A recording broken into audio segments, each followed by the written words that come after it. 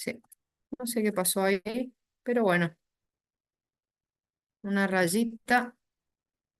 Voy a salir, voy a hacer stop y volver a entrar.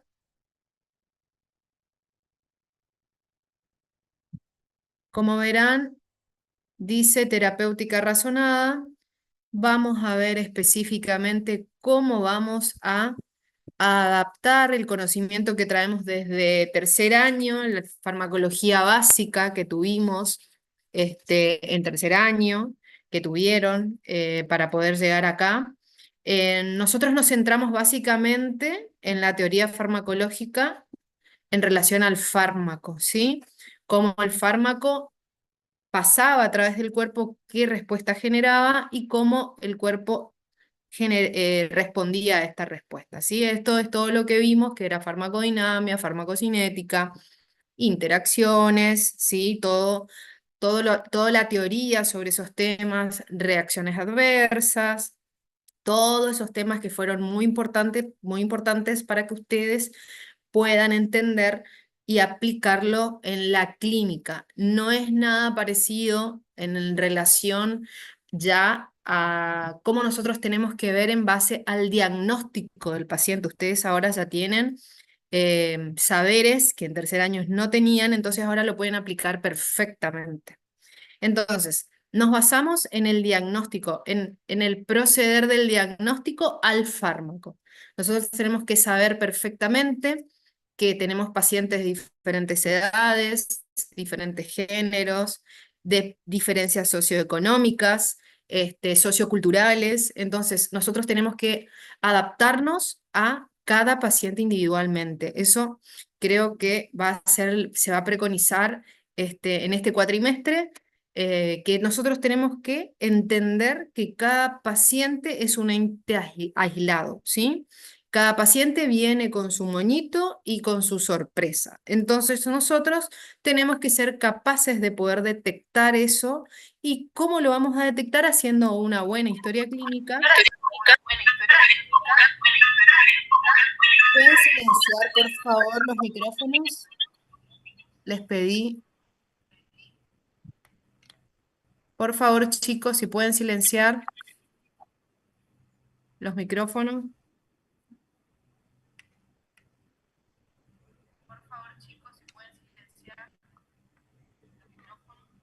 A ver, voy a hacerlo yo.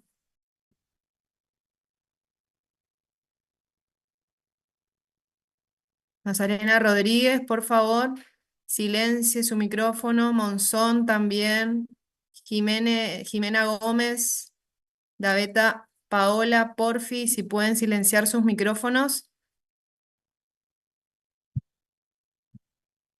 porque va a ser acople con lo que yo voy explicando en clase.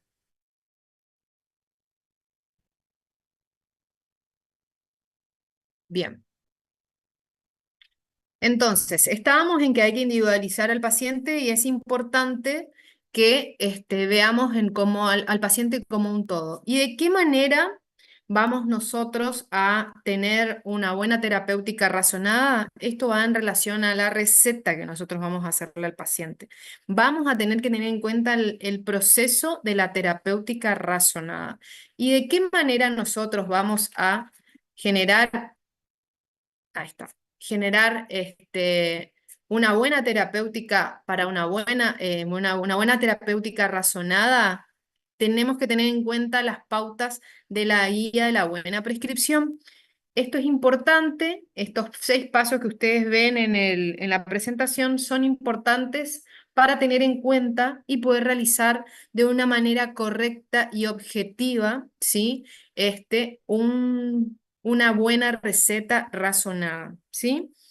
¿Cómo empezamos? Definiendo el problema del paciente. Ustedes, como les dije, tienen que visualizar al paciente como un todo. Es un ente, ¿sí? Es un paciente que no solamente tiene su cuerpo, sino que también viene con todo su entorno. Entonces, ustedes tienen que hacer una historia clínica minuciosa. Una vez que van a definir qué problema tiene ese paciente, van a especificar el objetivo terapéutico, ¿sí? ¿Qué se va a conseguir con esto? vamos a ver qué tratamiento necesita este paciente realmente. Obvio que vamos a enfocarnos en este caso al objetivo terapéutico farmacológico, pero también podemos tener un tratamiento no farmacológico. Entonces, nosotros tenemos que interactuar con esas opciones y poder llegar a lo que le sirva a ese paciente para lograr la salud, ¿sí? Después tenemos que comprobar si realmente el tratamiento que nosotros vamos a realizarle a este paciente sea el adecuado, ¿sí? El adecuado a qué nos va a referir específicamente si este fármaco, en caso de generar un tratamiento farmacológico, si este fármaco es efectivo, si es seguro, si el costo, entonces costo, riesgo, beneficio, ¿se acuerdan eso? Bueno, ese es el pilar de tener una buena práctica razonada en cuanto a la prescripción. Entonces, acuérdense que tienen que hacer ese balance, ¿sí? Para poder llegar al objetivo más efectivo para cada paciente individualmente. Y una vez que tenemos estos tres pasos, definimos el problema, especificamos el objetivo, comprobamos que va a ser el tratamiento adecuado, comenzamos el tratamiento.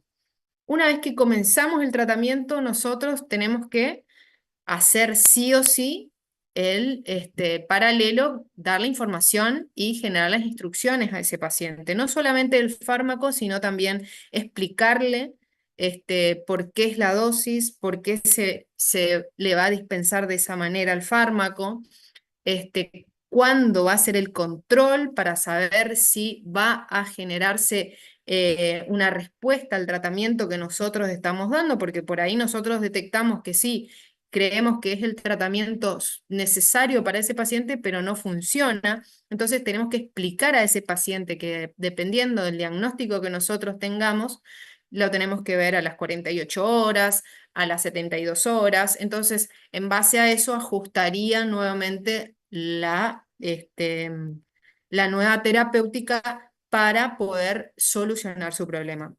Por supuesto que esto va acompañado de una supervisión activa, que se refiere que ustedes tienen que estar en contacto con su paciente. No es que le doy por 7 días en caso de un antibiótico y no lo controlo hasta el último día. No, chicos, tienen que hacer un seguimiento de ese paciente, ¿sí?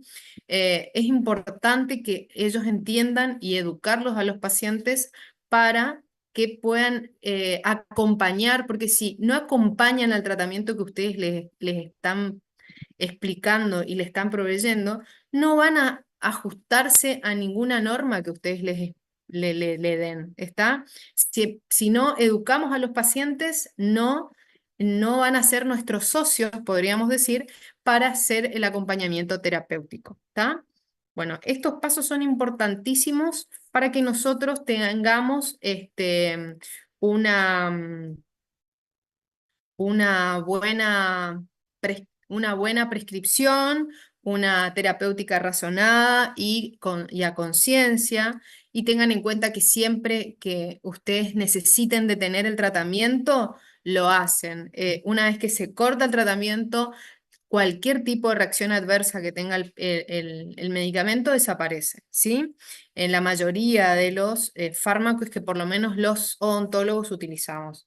Así que no tengan miedo de tener esa voz y esa determinación de cortar un tratamiento siempre y cuando sea necesario. Eso también es muy importante a la hora de hacer la supervisión al paciente.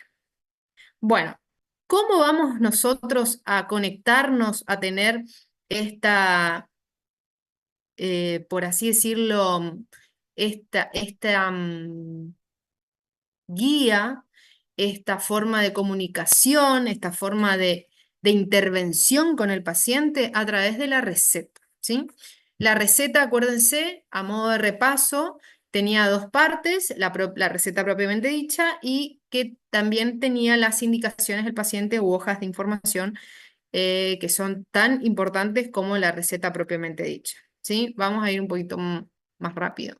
Las partes que teníamos, el membrete, los datos del paciente, ¿sí? Los datos del fármaco, no olvidarnos de eso, las dosis, ¿sí?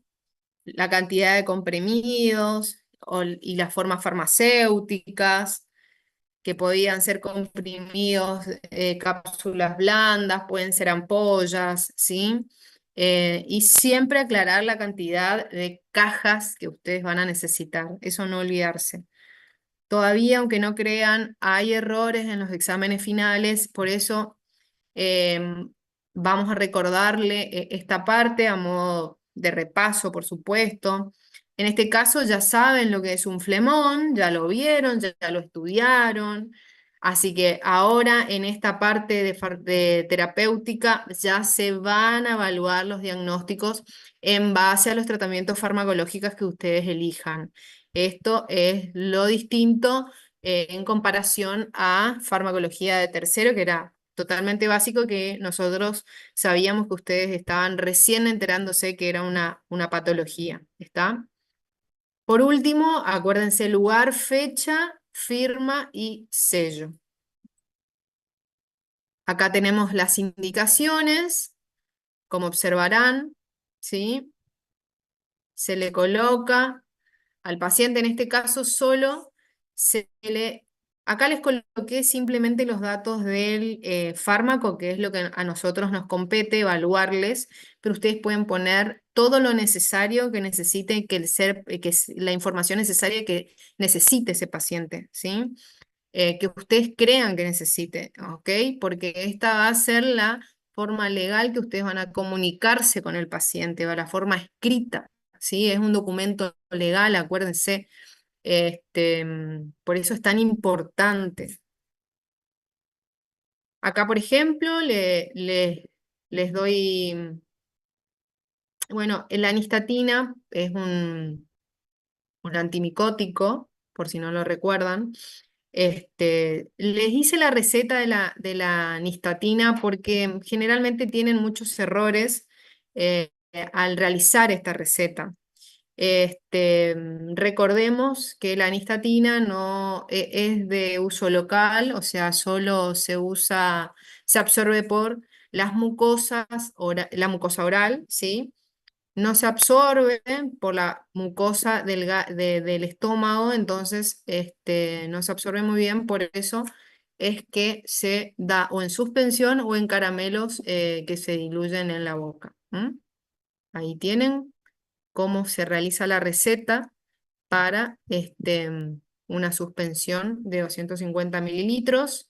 Como observarán, tenemos las dosis, la forma farmacéutica y la cantidad.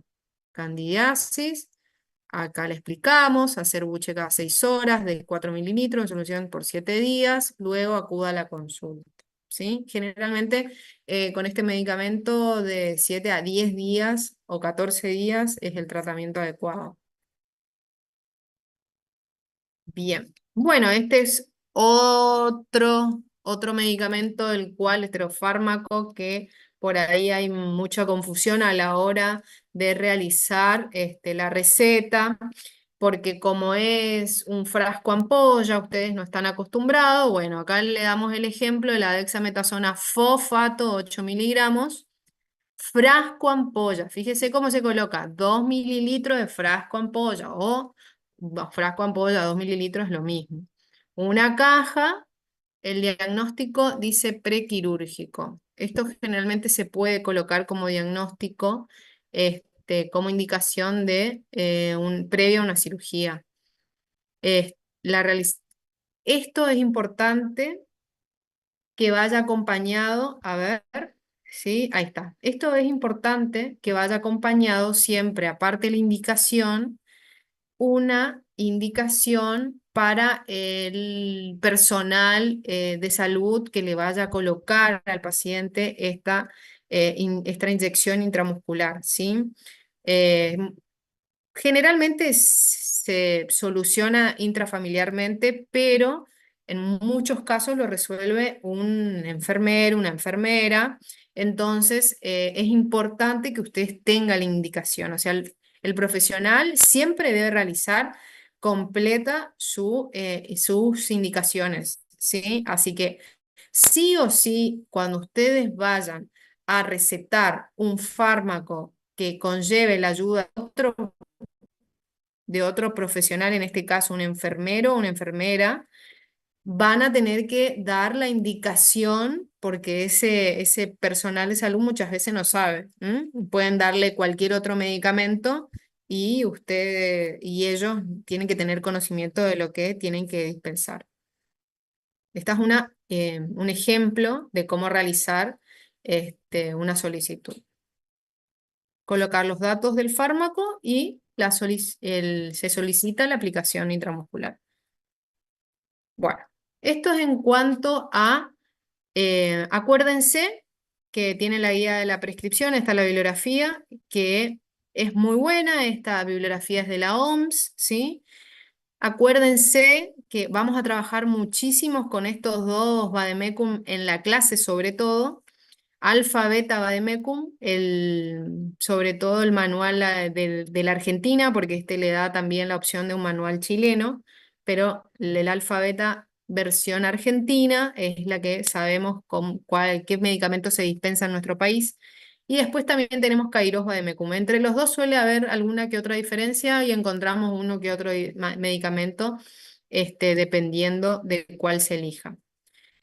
Ahora les voy a mostrar unos videos porque nosotros todavía en algunos lugares de la Argentina siguen trabajando con el recetario papel, pero en su mayoría están algunos organismos pidiendo, sobre todo obras sociales, pidiendo adecuarnos a las nuevas leyes de salud que corresponden con la realización de recetas electrónicas, ¿sí?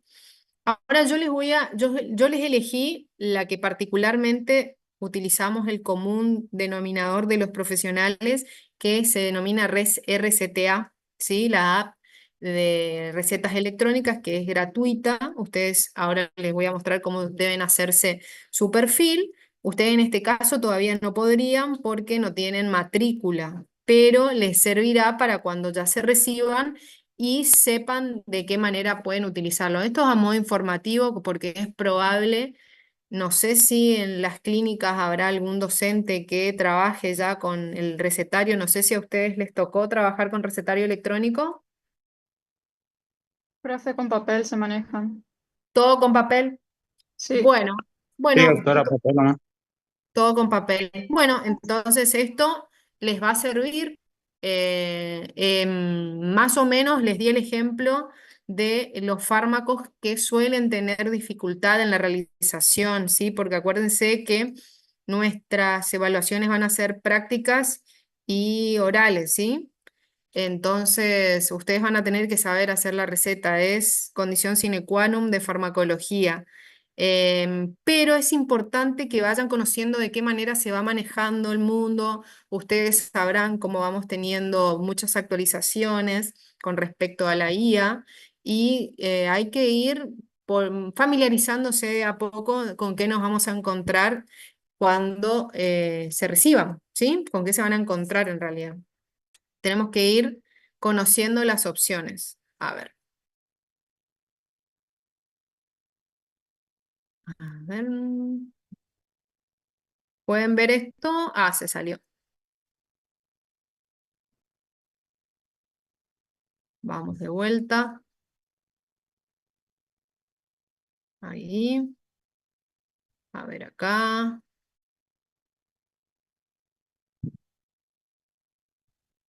¿Pueden observar esto, chiquis? A ver, ahí está.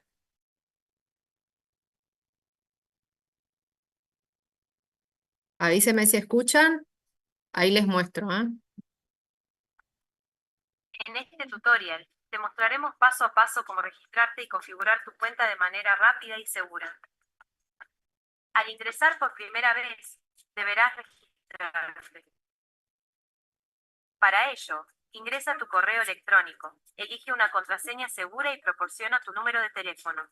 Recuerda que la contraseña debe tener al menos 8 caracteres, incluyendo mayúsculas, minúsculas y un carácter especial. Es importante aceptar los términos y condiciones. Luego seleccione Continuar. Seleccione Completar mi perfil. El siguiente paso es completar tu perfil. Ingresa tu nombre, apellido y número de documento de identidad. Además, sube una foto clara y legible de tu DNI. Si tu DNI no se encuentra en la base de datos de CISA, no te preocupes. Podrás ingresar manualmente tu información profesional, incluyendo tu matrícula y especialidades.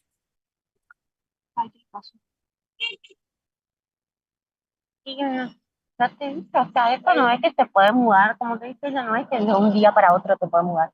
Seleccionar añadir matrícula. Completar la información solicitada. Profesión. Claro, exactamente. Preguntarle realmente. Disculpen, chicos, ¿pueden poner en silencio sus micrófonos? Si decido tomar también. No da ganas de dar.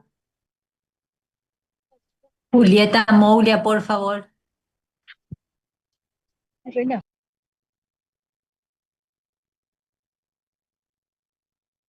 Gracias. Gracias, Euge, porque no logro ver quiénes son. Más o menos nomás ahí seguimos. Disculpen, chicos. Tipo de matrícula, jurisdicción y número. Luego, cargar una imagen de la matrícula profesional. En caso de poseer más de una matrícula, puede añadirla en el momento o cuando lo desee desde configuración. Seleccione guardar matrícula. Seleccione continuar. Para configurar tu recetario, podés cargar una imagen o icono de tu consultorio o centro médico. Luego, dibujá tu firma en la pantalla y agregá la dirección de tu lugar de atención. El sistema generará automáticamente un sello con tu información profesional. Si lo deseas, podés personalizarlo. Para finalizar, debes seleccionar guardar y luego confirmar configuración. Genial. Acá tenemos la otra parte.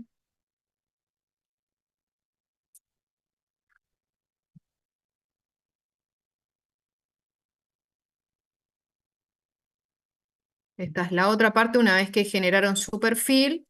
Puerto seguro es sol, playas infinitas. Bien, pasamos todo esto.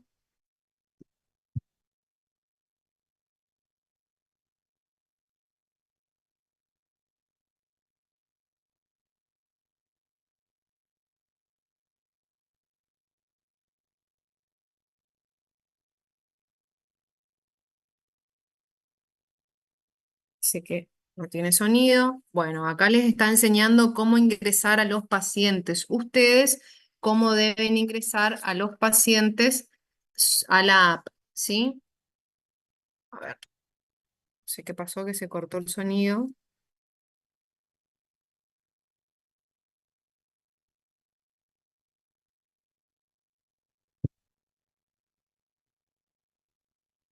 Van a la app, tienen ingreso a mis pacientes, seleccionan la opción agregar paciente y ahí van a tener dos opciones. Una opción que diga que invitamos al paciente que cargue los datos o nosotros podemos de igual manera hacerlo manualmente. Por ahí es mucho más fácil invitar al paciente a través de un link que ellos mismos completen y la app es bastante intuitiva y una vez que el paciente termina de cargar los datos, avisan por correo y queda totalmente agregado. Es de manera automática. Ahí les explica cómo seleccionar al paciente, le envían el link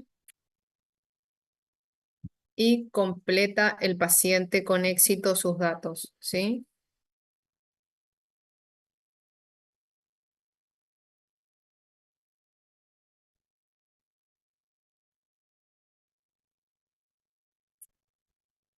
Ustedes pueden mandarlo por mail, por WhatsApp, por cualquier medio.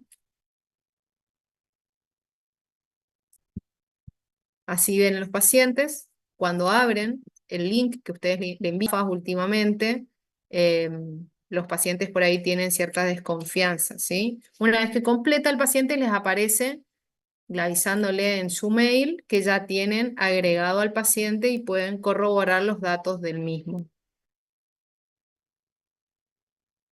Es bastante ágil esta app, por eso es la más fácil, yo la utilizo. Es muy cómoda utilizarla. Ahí les explica cómo ustedes, una vez que tienen agregado al paciente, pueden ya buscar el fármaco que ustedes quieren dispensar, ¿sí? Añadir medicamentos, el diagnóstico,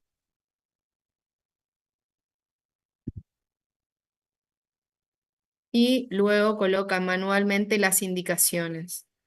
Acá no indica, pero generalmente van actualizándose estas apps. Ahora, por ejemplo, cuando ustedes tienen que colocar el diagnóstico, hay ciertos, según los colegios de cada provincia, y ustedes al colocar, por supuesto, su matrícula, eso les va a aparecer, ¿sí? Cada provincia se maneja por ciertos códigos. Creo que ahora se están manejando con algo a nivel nacional igual.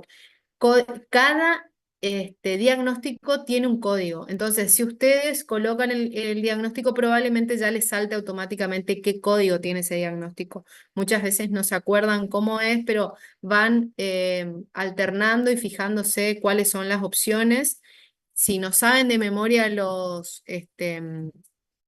códigos, no hay problema. O sea, sí o sí, de igual manera ustedes van a poder generar la receta o la prescripción para hacerse algunos estudios. Una vez que hacen la receta, lo envían por mail. Si viajas a Reino Unido, Ahí sí tiene sonido, no sé qué pasó en el otro. Esta es la parte cortita de cómo crear la receta. De una forma más grande se ve acá. Una vez que tienen al paciente, se elige el paciente. Ahí, de una manera más grande nada más, le explica. Añaden el medicamento, en este caso es un antibiótico. Ahí ya le dice también la marca comercial. Acá elige cada 12 horas, evidentemente. No, miren. Ahí va poniéndole la cantidad de cajas que necesitan.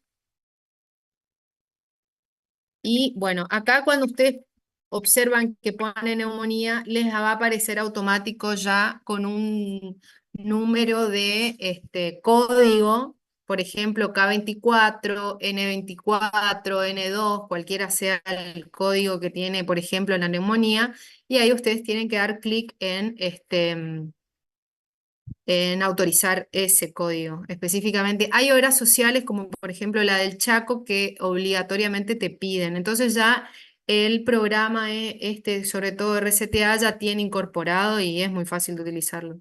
Yo trabajo en Chaco y trabajo en Corrientes y me funciona de maravilla, muy perfecto.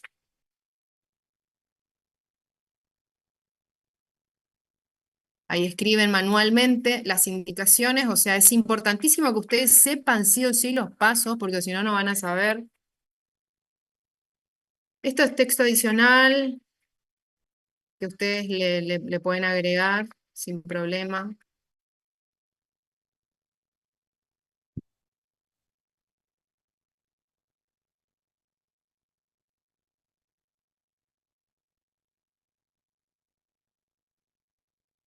Así se ve la receta que le llega al paciente a través del mail o de WhatsApp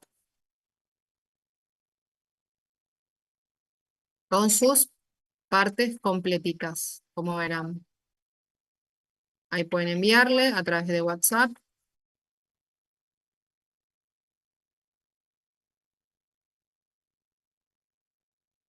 Aparece ese link y listo. Ok. A ver, bueno, hay dos opciones más de video que les dejé aquí para ver. Eso era para hacer una receta. Esta es para hacer una prescripción. Por ejemplo, si ustedes tienen que generar una prescripción para hacerse algún examen de complemento, radiografías, no sé por qué no me está funcionando. Lo mismo tienen que hacer, elegir al paciente.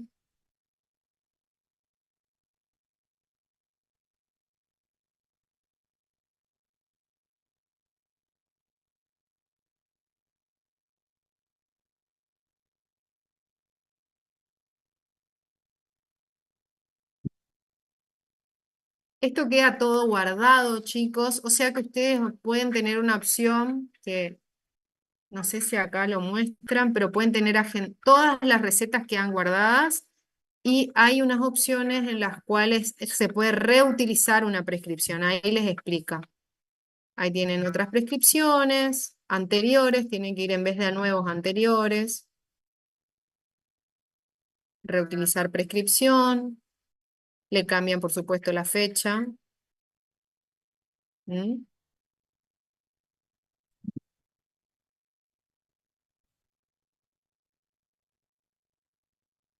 Entonces no tienen que perder tiempo muchas veces en eh, generar algunos datos que tienen en común, otros van a tener que agregar, pero bueno, ya tienen la mayoría hecho y es mucho más rápido realizar.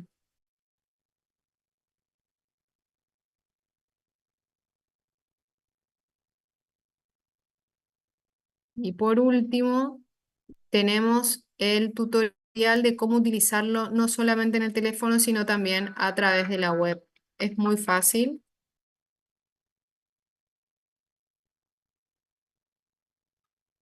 Muy, muy fácil.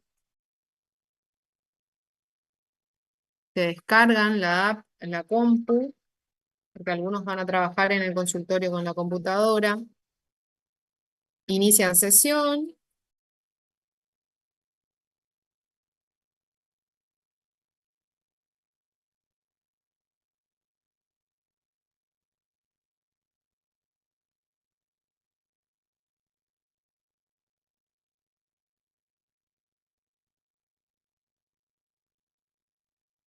Vamos a ir más rápido para ir agilizando. Y bueno, ahí les muestra que hacen lo mismo, pero a través de la web, ¿sí?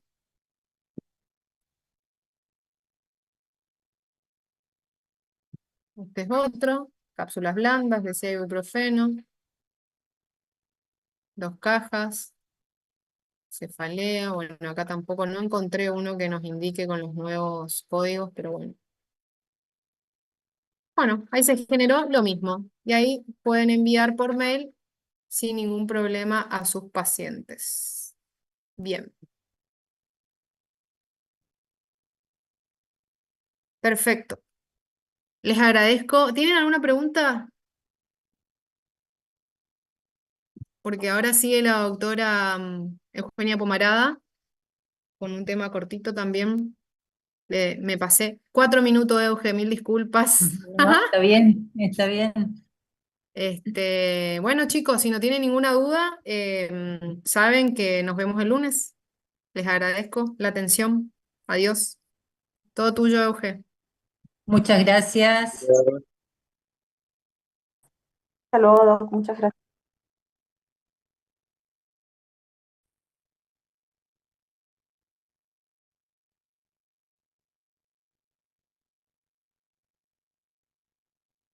Hola chicos, buenas tardes. Buenas tardes, doctora. ¿Cómo están? ¿Tanto tiempo? ¿Nos extrañaron ya? Me hubiera Sí, gustado que me obvio, digan que Sí, un se sí. nos montón. calor.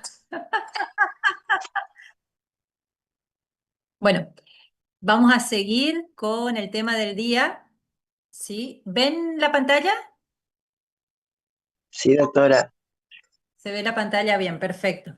Continuamos con el tema del día y vamos a trabajar ahora con farmacología clínica.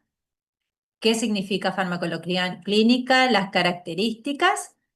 ¿Qué es un medicamento? Porque esto les quedó colgadito a ustedes de tercero, concepto de medicamento, excipientes, formas farmacéuticas. ¿Qué es un medicamento innovador, genérico, copia y esencial? Y dentro de reacciones adversas a medicamentos, la clasificación como para recordar y tener un poquito fresquito todas estas ideas para farmacología clínica. ¿Qué es la farmacología clínica entonces? Es la especialidad médica que evalúa efectos de los fármacos en seres humanos, sanos o enfermos. ¿Dónde está mi puntero? No tengo puntero. Para aplicarlos en la práctica clínica. Tiene como finalidad optimizar el uso terapéutico de estos fármacos para garantizar eficacia seguridad y eficiencia. Ahora vamos a ver un poquito los conceptos de eficacia, seguridad y eficiencia. Entonces, en farmacología clínica lo que tienen que entender es que no es saber los nombres de los fármacos, sino aprender a tomar decisiones seguras para cada tipo de paciente. ¿Cuáles son los objetivos de la farmacología clínica? Es estudiar la farmacocinética, como ustedes saben bien, la farmacocinética, absorción, distribución, metabolismo y excreción de los fármacos, que nos va a determinar la eficacia y seguridad de este mismo, descubrir y verificar los efectos terapéuticos. Esto vamos a hacer en la farmacología clínica en las fases precomercialización del fármaco, y identificar las reacciones adversas que nos va a indicar qué tan seguro es este fármaco.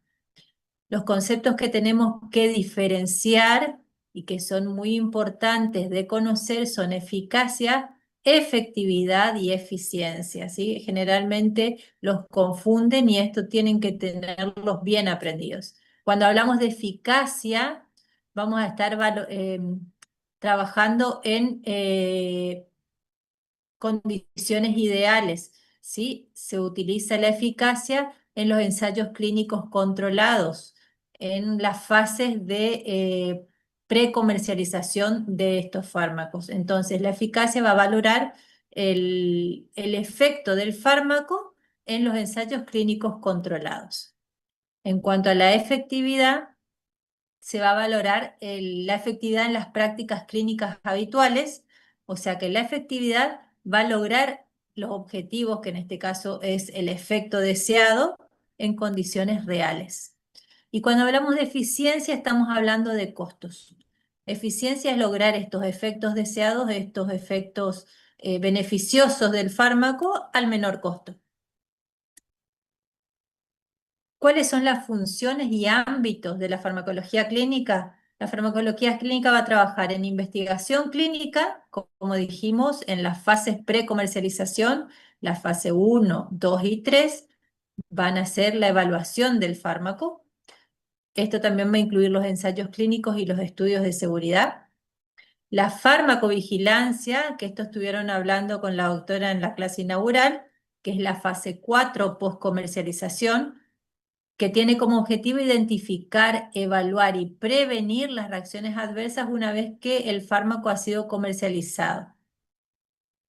Y el uso racional de los medicamentos, que es el que nos compete a todos los odontólogos, con una correcta selección, dosificación ajustada a la edad, a las comorbilidades del paciente y el manejo de interacciones medicamentosas en los pacientes, ya sea en administraciones de fármacos individuales o en pacientes polimedicados. En investigación clínica, como dijimos, vamos a estar evaluando la eficacia del fármaco. En farmacovigilancia vamos a estar evaluando efectividad del fármaco.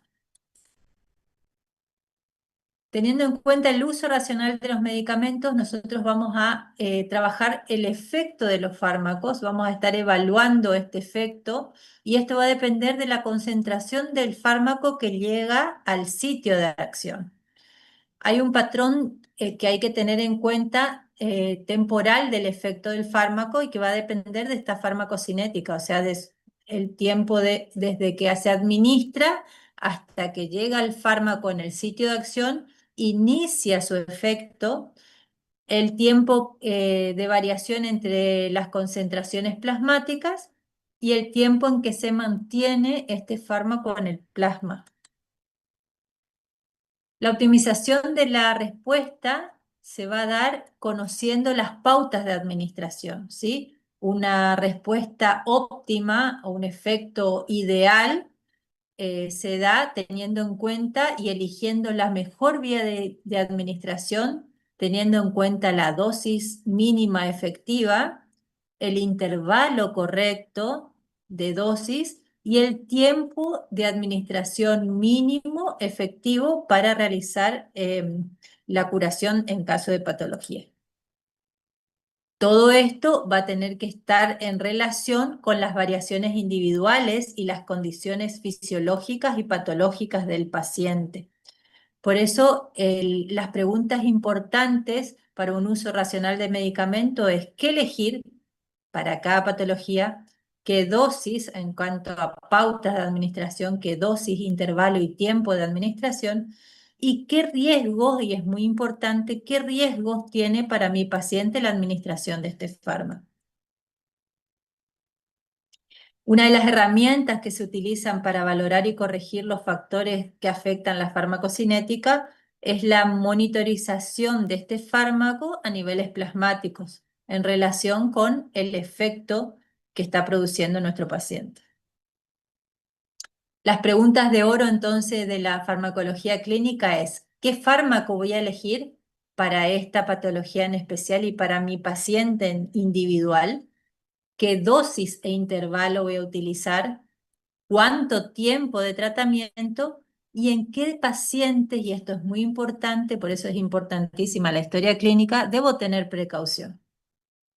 Saber que en la odontología los errores farmacológicos más frecuentes no son por desconocimiento del fármaco, sino por no conocer al paciente, sino tomarse el tiempo de realizar la historia clínica y una anamnesis exhaustiva para saber todas las patologías, los medicamentos que está tomando nuestro paciente, como para hacer una farmacología clínica asertiva.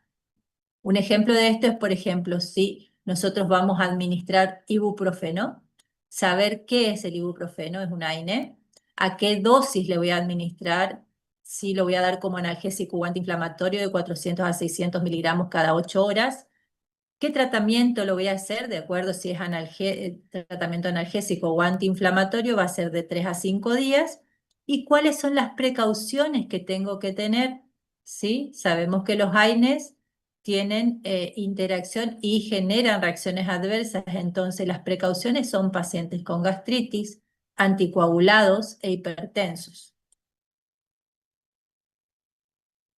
¿Cómo optimizamos la selección de la pauta de administración? La pauta de administración es con estas 4 preguntas, teniendo en cuenta tratamientos largos, si los parámetros son objetivos, o sea, si el efecto que produce este fármaco en mi paciente es observable, la dosis de prueba va a orientar la pauta de administración óptima y no vamos a tener mucho problema.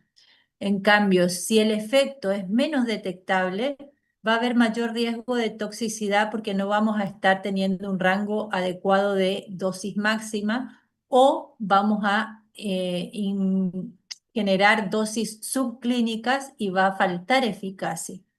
Otra de las características es en caso de fármacos con margen terapéutico estrecho, el ajuste de la dosis va a ser muy riguroso y nosotros no vamos a poder jugar entre una dosis y otra, ¿sí?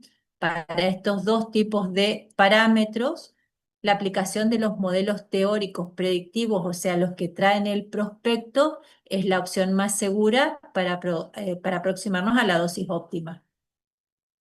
En caso de situaciones de urgencia, una de las pautas, si nosotros tenemos que hacer un tratamiento más largo, es generar una dosis de carga más alta y luego reducir la dosis y hacer dosis de mantenimiento. Siempre hay que tener en cuenta, y esto es muy importante en casos de urgencias, que todo odontólogo tiene que estar preparado para la urgencia, ¿sí? Para la administración de adrenalina, por lo menos una vez en su vida, ¿sí? Porque esto puede llegar a salvar una vida. Los estudios en farmacología clínica van a tener las fases de desarrollo del nuevo fármaco, son 4 fases, ¿sí? Como ya habrán visto en farmacovigilancia, que es la fase 4, nosotros tenemos la farmacología clínica en las 3 primeras fases. La fase 1 es la administración de un nuevo fármaco en seres humanos. Nosotros tenemos una fase preclínica, que es la que se realiza en animales de laboratorio, trabajar con el fármaco sobre seres humanos.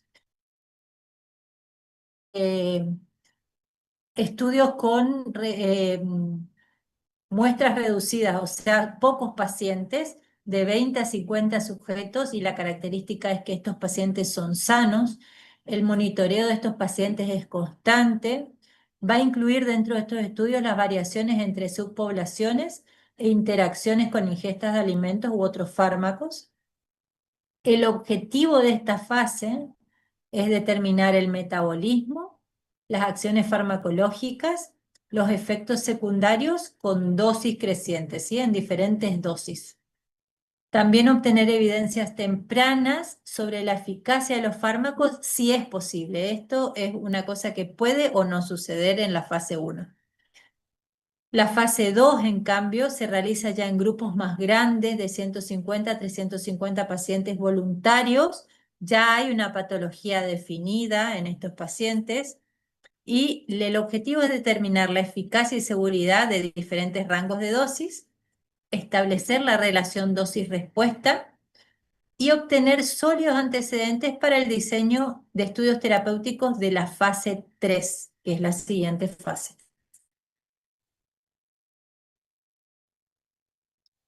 La fase 3 ya se realiza en grandes grupos de 250 a 4.000 pacientes voluntarios. Es una fase que va a determinar el balance beneficio-riesgo a corto o largo plazo de la formulación propuesta, de una formulación o de varias formulaciones propuestas. Va a determinar el valor terapéutico relativo de manera general, explorar el tipo y perfil de las reacciones adversas más frecuentes que tiene el fármaco y las características especiales que pueda llegar a tener. La fase 4, que es la que ustedes ya estuvieron desarrollando en la primera clase, es la de farmacovigilancia. Es el estudio post-comercialización que se realiza en la población general. Va a establecer el valor terapéutico, detectar nuevas reacciones adversas o beneficiosas, depende, confirmar la frecuencia de reacciones conocidas, va a estudiar frecuencia ya de reacciones y confirmar estrategias de tratamiento. Este es un cuadrito general de todas las etapas. Como les dije, está la etapa preclínica, que se realiza en laboratorio y con animales de laboratorio. La etapa 1, la clínica, con pacientes sanos. La etapa 2, con un poco más de pacientes con patología.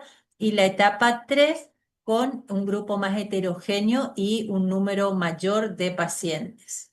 La etapa 4, que es post-comercialización, es la que ya hablaron. Ahora vamos a entrar en qué es un medicamento, ¿sí? El medicamento es una preparación o un producto farmacéutico que tiene fines preventivos, de tratamiento o diagnóstico de una patología, o también para modificar el sistema fisiológico en beneficio de una persona, ¿sí? O sea, es para tratar, para diagnosticar o modificar el sistema fisiológico. ¿Qué contiene un medicamento? ¿Sí? No es solo un fármaco, ¿sí? Contiene un fármaco. Los sinónimos de fármaco son principio activo, API o IFA, API en inglés, siglas de IFAP, ingrediente farmacéutico activo, que sería el nombre genérico, lo que ustedes utilizan en receta como nombre genérico o denominación común internacional. El medicamento está formado por este fármaco o principio activo y sus excipientes. Los excipientes son las sustancias sin actividad farmacológica que tienen el fin de dar la forma, consistencia, olor, sabor, cualquier característica que facilite la preparación, conservación y administración de este fármaco. A su vez, esto va a estar presentado en una forma farmacéutica o galénica, que es la forma en que se prepara el medicamento para mejorar la eficacia de este medicamento. Por ejemplo, en el caso de los medicamentos de liberación lenta del fármaco en un tejido blando, o evitar el daño de interacciones químicas, ¿sí? Estas características se la dan la forma farmacéutica de presentación del fármaco. Estas formas farmacéuticas pueden ser sólido, semisólido, líquido o gaseoso. Dentro de estas formas, entonces, algunos ejemplos son líquido. Acá tenemos el ibuprofeno, por ejemplo, en suspensión oral. Miren, tenemos ibuprofeno, que es el principio activo, y todo lo demás son excipientes, ¿sí? Todo el contenido. Y cualquiera de estos contenidos puede generar una reacción adversa. Por eso es importante saber que el medicamento no solo genera reacción adversa por el fármaco. Los excipientes, aunque no deberían tener acción, pueden generar reacciones alérgicas. Entonces, las formas farmacéuticas líquidas pueden ser soluciones, jarabes, emulsiones, suspensiones, colirios, lociones, elixires. Las soluciones sólidas pueden ser polvos, granulados, cápsulas que pueden ser duras, elásticas o perlas, comprimidos, supositorios. Acá tienen, por ejemplo, del ibuprofeno, siguiendo con el mismo ejemplo, todos los excipientes que utilizan para formulaciones sólidas. Semisólidas, seguimos con el mismo ejemplo de ibuprofeno,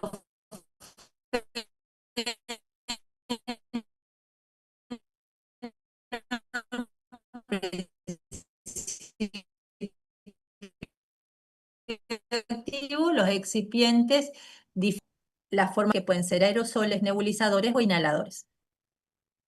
A su vez, el medicamento puede presentarse como monofármaco, es decir, tener un solo principio activo.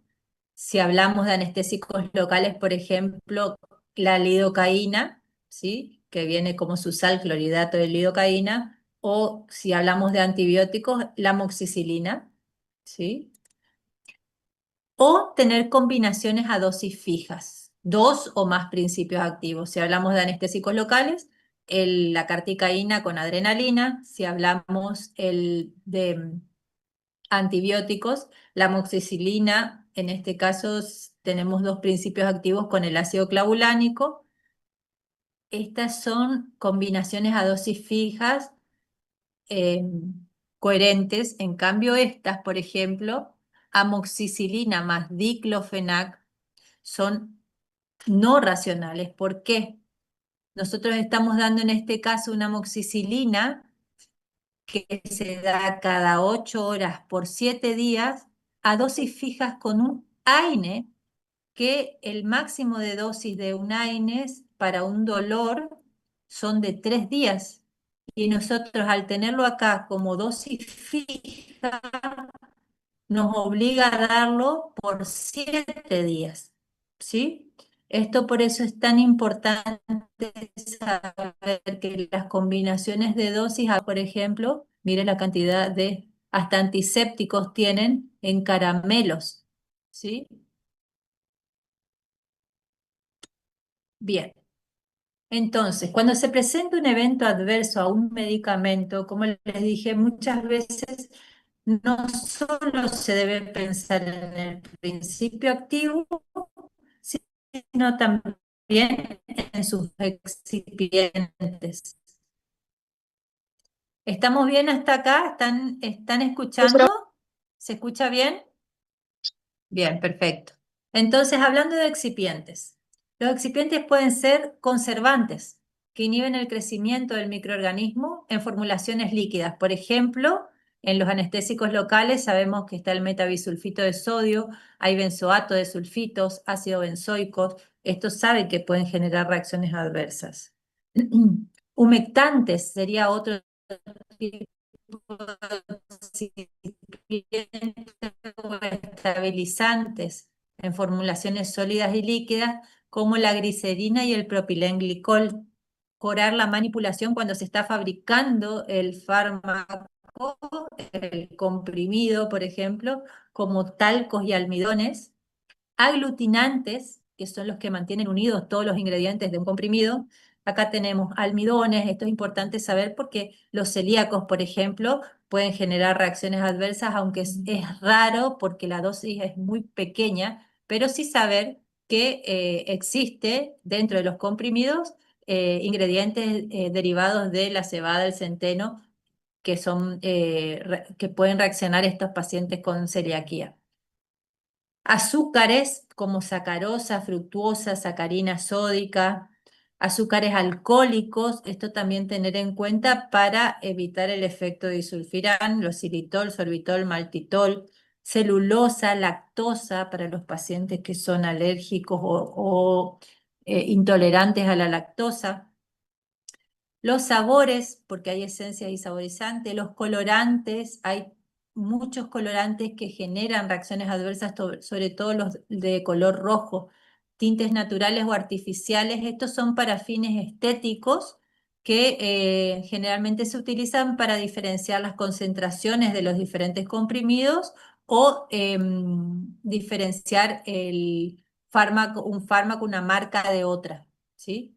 Los diluyentes van a proporcionar volumen o masa a las preparaciones orales sólidas, que son los comprimidos de las cápsulas, o las líquidas como los jarabes, van a aumentar la solubilidad y van a mejorar la estabilidad del principio activo. Estos son, por ejemplo, la celulosa microcristalina y la lactosa.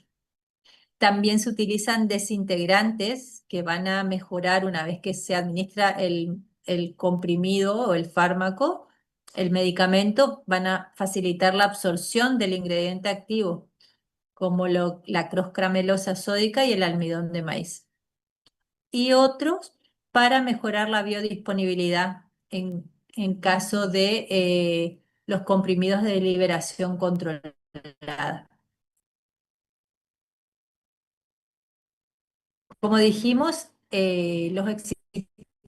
dentro de los excipientes puede tener lactosa. La mayoría de los pacientes pueden tolerar la cantidad de lactosa que hay en los medicamentos, pero está contraindicado en pacientes que tienen alergia a la proteína de leche de vaca grave, ¿sí? En estos pacientes sí está contraindicado todo fármaco que tenga como excipiente lactosa. A su vez, dentro de los hidratos de carbono, estos serían precauciones, pacientes con trastorno de digestión, absorción y metabolismo de glúcidos, pacientes con intolerancia o mala absorción a la fructosa o la galactosa, o pacientes diabéticos no controlados o con dietas cetogénicas. Otra de las características que tenemos que saber es que muchos de los medicamentos tienen como excipiente el sodio. Hay que tener en cuenta esto para los pacientes hipertensos, con insuficiencia renal o insuficiencia cardíaca, sobre todo con las pastillas efervescentes, ¿sí? Las formulaciones efervescentes contienen mucho sodio para generar esa espuma, ¿sí? Entonces, estas formulaciones efervescentes deben ser evitadas en este tipo de pacientes.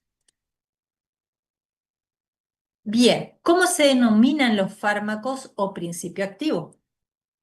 Podemos denominarlo por su nombre químico, esto no lo usamos nosotros, si lo utilizan más bien en la parte química, es la descripción de la estructura química del fármaco. Ese es el nombre, por ejemplo, que ni lo voy a nombrar, es innombrable, de la amoxicilina.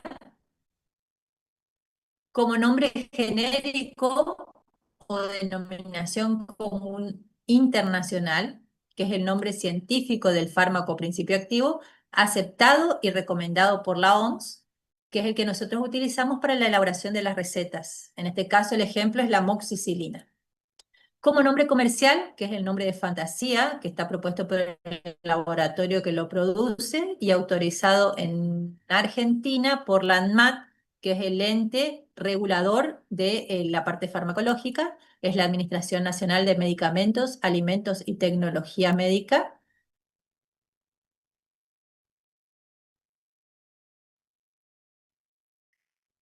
Y acá tenemos la característica que es tan importante y hay bioactivo y por eso siempre hay que tener en cuenta para evitar justamente errores. Fíjense, acá amoxidal dúo, tenemos amoxicilina sola, 875 miligramos, en cambio el Favamox dúo tiene amoxicilina 875 con ácido clavulánico. Amixen dúo, ¿sí? Todos los dúos, uno suele pensar que es con combinación a dosis fija, pero no, en este caso es dúo, es como doble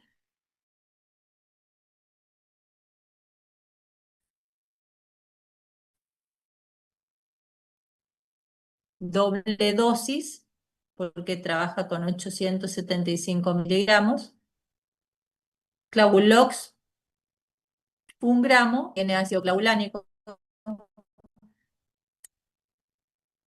En tener varias marcas registradas, varias formas farmacéuticas y varios excipientes. Esto es importante y nosotros acá en la página oficial del ANMAT tenemos el Vademecum Nacional de Medicamentos, que es la base de datos de los medicamentos que se comercializan en Argentina. Esto se actualiza todo el tiempo. Entonces acá van a tener el Vademecum Nacional actualizado.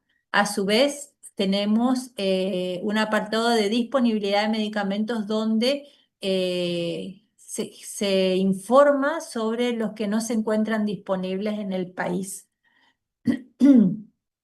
Esto a modo de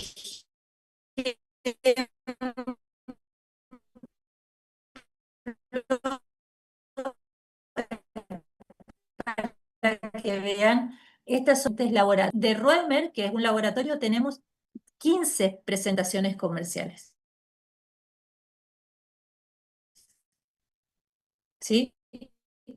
Por eso es tan importante hacer lo que siempre le decimos. ¿Qué es un medicamento innovador, original o de marca?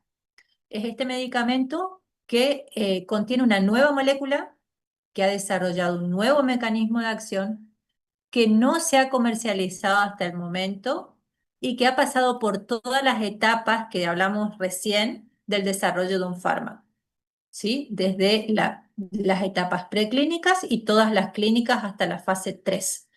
Entonces, de hasta ahí se aprueba por un organismo regulador, en este caso en Argentina, el ANMAT, y la ANMAT le confiere la patente al laboratorio productor de derechos con una exclusividad de 10 a 20 años. ¿Qué quiere decir esto? Que dentro de los 10 a 20 primeros años de comercializado el fármaco, este no puede ser formulado por otro laboratorio. ¿Por qué? Porque las inversiones que se realizan durante toda la elaboración y los análisis clínicos son muy altas, ¿sí? Con un tiempo mínimo de 5 años de estudio y que generalmente de todas las formulaciones que se estudian, del 1 al 3% pueden ser comercializadas. Es por eso que hasta 20 años el laboratorio tiene su patente de exclusividad. Una vez caducada esa patente, otros laboratorios pueden replicar el fármaco, este medicamento, y en este caso se elaboran los medicamentos genéricos, que es la especialidad farmacéutica genérica. Esto de permitir que otros laboratorios realicen este fármaco, es lo que hace es controlar precios, ¿sí? Para evitar los sobreprecios. El medicamento registrado una vez vencida la patente del innovador, el genérico tiene que ser bioequivalente. ¿Qué es bioequivalente?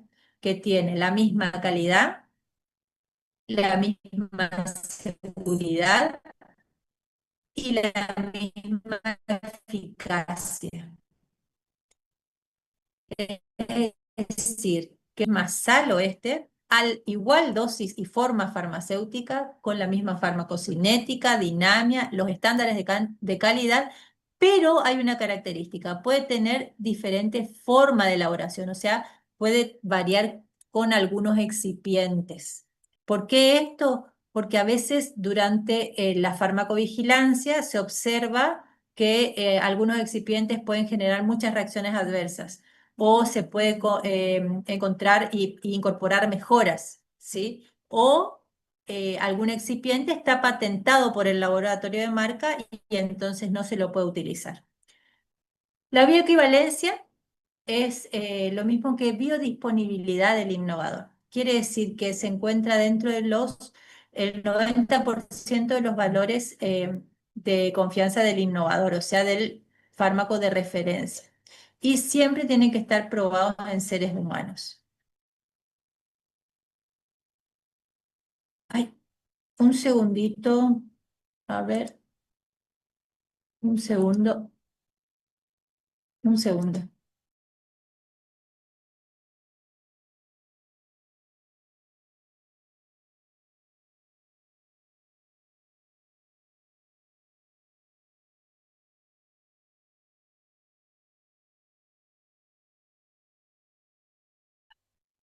Ay, perdón. Un segundo.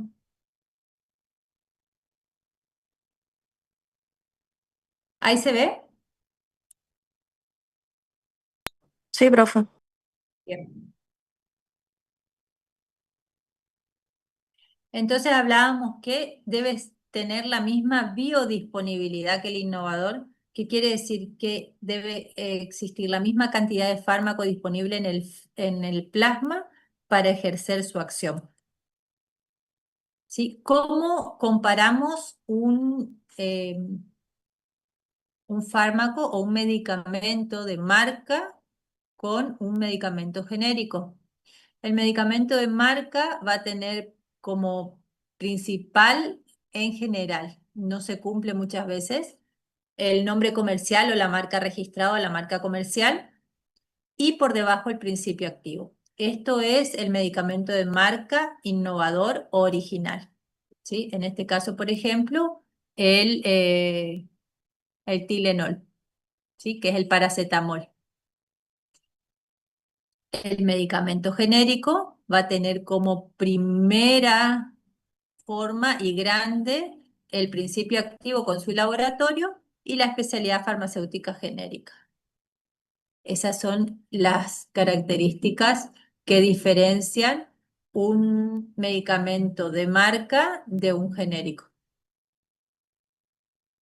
Tenemos otros tipos de medicamento, que es el medicamento símil, similar o copia, ¿sí? Que es mucho más económico que el genérico y muchísimo más económico que el original. Este va a tener el mismo principio activo, puede variar en su formulación, en su presentación, en su vía de administración. Es mucho más económico porque tiene procesos menos rigurosos de control, por eso muchas veces no tiene estudios de biodisponibilidad ni de bioequivalencia, es la alternativa más económica, pero su efectividad no está garantizada. También tenemos que hablar de, no sé si lo hablaron, de medicamentos esenciales, que son todos aquellos que cubren las necesidades sanitarias y prioritarias de una población y lo que permite que un sistema de salud funcione correctamente.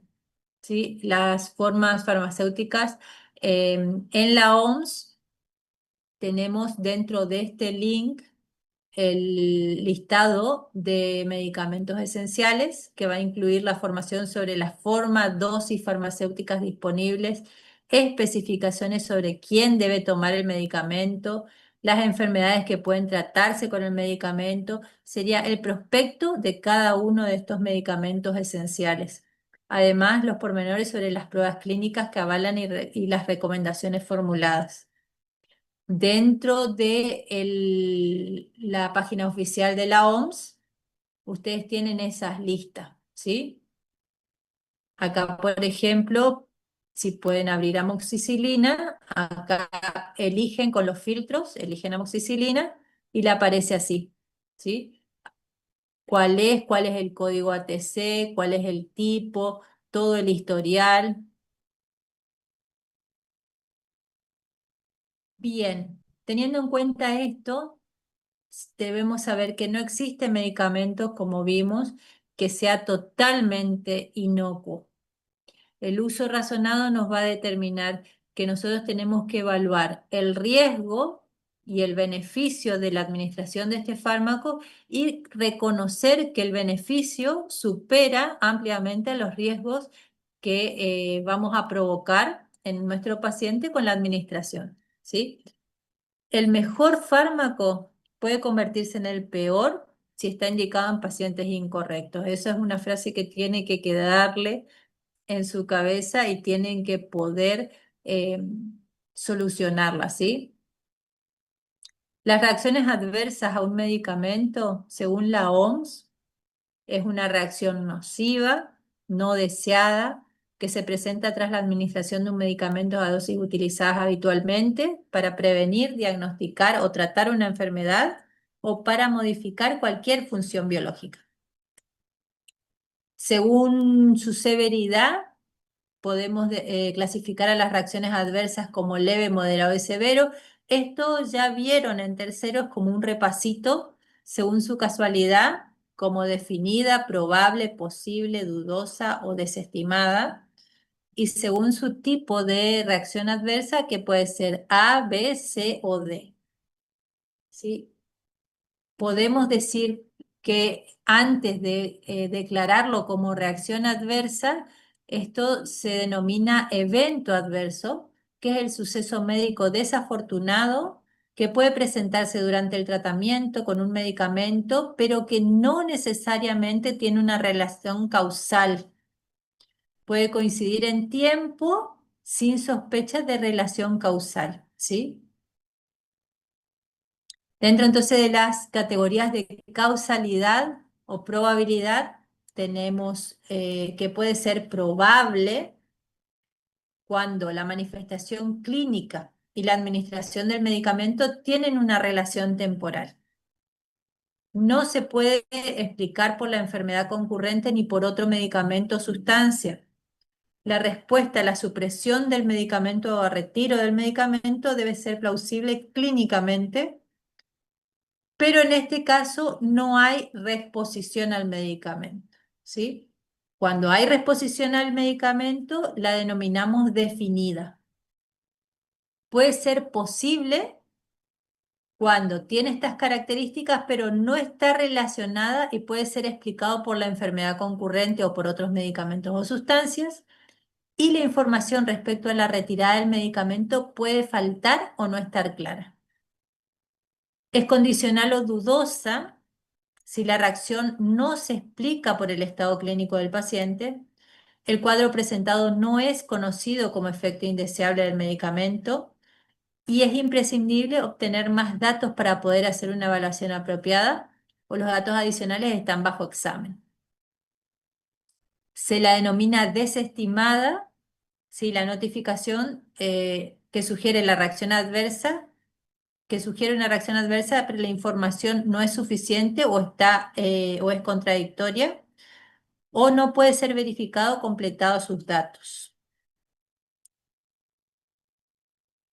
De acuerdo al tipo de RAM, según Rowling y Thompson, tenemos las de tipo A, que son las características de los efectos farmacológicos aumentados, es la más frecuente, es dosis dependiente, puede desaparecer al reducir la dosis, están identificados antes de su comercialización y tiene alta morbilidad y baja mortalidad.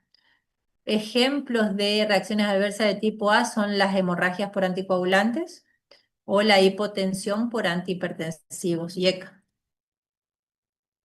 Dentro de las de tipo B, es reacción mínima o ninguna relación con la dosis, poco frecuente o impredecibles, tienen alta mortalidad, son graves, tienen baja morbilidad, desaparece al retirar el medicamento, pueden ser inmunológicas o manifestarse en pacientes con factores predisponentes, como la anafilaxia por sulfamidas y penicilinas. Las C de tipo crónica pueden ser graves y frecuentes y se dan en tratamientos prolongados, como la farmacodependencia en benzodiazepinas y la nefrotoxicidad crónica por analgésicos. Y las de tipo D son las que generan carcinogénesis o teratogénesis, carcinogénesis por inmunosupresores o teratogénesis por antineoplásicos, talidomida o tetraciclinas. Dentro de las de tipo B hay que diferenciar lo que es hipersensibilidad de idiosincrasia entendiendo por hipersensibilidad una reacción inmunitaria exagerada que va a producir un cuadro patológico. Se requiere exposición, o sea, sensibilización previa al antígeno, a diferencia de la respuesta idiosincrática, que es una respuesta no esperada a una sustancia con o sin acción farmacológica, que no requiere sensibilización previa y que es determinada por un déficit enzimático generalmente. Los ejemplos de hipersensibilidad son, por ejemplo, de tipo 1 inmediata, la anafilaxia o el asma, de tipo 2 citotóxica, como la miastenia gravis y la fiebre reumática, de tipo 3, que es del complejo inmune, como lupus eritematoso sistémico, y de tipo 4 retardada, como esclerosis múltiple o dermatitis de contacto. Dentro de los ejemplos de idiosincrasia, tenemos la hemólisis intravasal grave por antipalúdicos, ¿sí? En pacientes que tienen la deficiencia de esta enzima glucosa 6-fosfato deshidrogenasa. Para concluir, una pregunta que se tendrían que hacer ustedes y que deberían saber responderla. ¿Quién me puede contestar? A ver, si hoy comenzaras a atender pacientes de tu consultorio, ¿cuáles serían los errores farmacológicos que deberías evitar? Los más graves, los más frecuentes, pero más graves, ¿sí? ¿Qué les parece a ustedes? Generar alguna interacción farmacológica por no conocer. Importante, sí, Profe, sobre sí, medicarle al paciente con la misma droga, con drogas parecidas, porque el paciente a veces viene tomando, como te dice, la pastillita blanca que está el pastillita y no sabe qué es lo que está tomando. posible, sí. Medicar empíricamente. El antiplaquetario. Antiagregantes plaquetarios. Sí, la No conocer la patología del paciente, profe. Profe, Perfecto. Sí. medicar empíricamente a los pacientes. Nosotros hacemos bastantes medicaciones empíricas, ¿sí? Muchas veces porque no hacemos análisis. No, cada vez que viene una infección, ustedes no hacen un cultivo para saber si es o no. Claro, además en base a las manifestaciones clínicas, digamos. Ujú. Bueno, una de las características entonces, ¿cuáles serían los errores? No preguntar qué medicamentos toma tu paciente, que me dijeron. No considerar enfermedades sistémicas, que también hablaron. Usar antibióticos innecesariamente, hoy es una alerta mundial, por eso se los puse, por la gran epidemia de resistencia bacteriana que existe. Indicar AINES, por ejemplo, en pacientes de riesgo, también me dijeron. Y prescribir dosis incorrectas. Así que estuvieron muy bien, chicos. Excelente. Bueno, esto es todo por hoy. Última reflexión del día. Un odontólogo puede hacer una excelente restauración, una endodoncia perfecta, pero una mala indicación farmacológica puede poner en riesgo la vida de su paciente, ¿sí? Por eso es tan importante y es tan importante que ustedes en quinto año tengan esta oportunidad de volver a estudiar y a cerrar todo lo que es terapéutica farmacológica, que les va a servir muchísimo para su consultorio. Así que espero que aprovechen cada día de este curso porque es importantísimo para ustedes y para sus pacientes. Muchísimas gracias por su atención. ¿Alguna consulta? No, doctora, está bien. Profe, Sí. ¿Cómo va a ser la modalidad de examen? Como para saber cómo más o menos encaramos el estudio de la materia. Hablaron de casos clínicos, quiero saber si es Sí. escrito, si es oral, si son recetas. Sí, en general se hacen como en los parciales son escritos, en general, ¿sí? Y se trabaja con casos clínicos. Bueno, no digo nada. Súper, profe, gracias.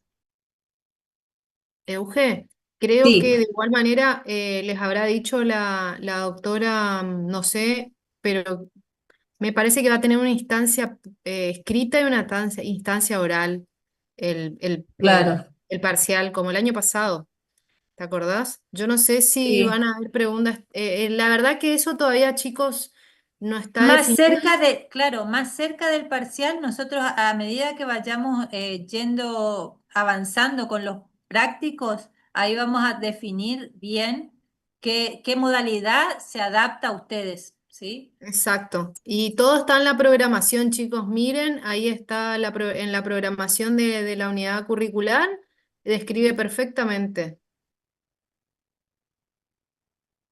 Súper, gracias, profes. Bueno, ¿alguna duda, otra consulta? Profe, Damos, yo sí, le quiero hacer una aclaración nomás. Yo estoy como condicional, pero yo ya terminé de rendir ayer mis materias, pero no me puedo sí, inscribir todavía.